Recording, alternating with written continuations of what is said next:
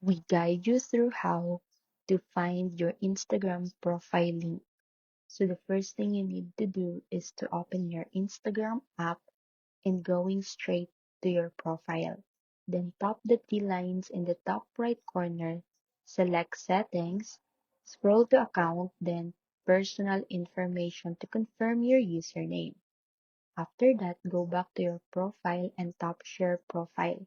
Then choose copy link.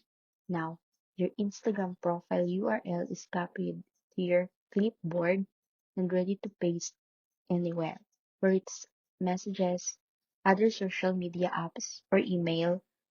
And remember, the link format is always Instagram.copy slash your username. And with these quick steps, you can instantly share your profile with anyone without needing a computer, making it fast and easy to connect with your followers, friends, or collaborators directly from your phone.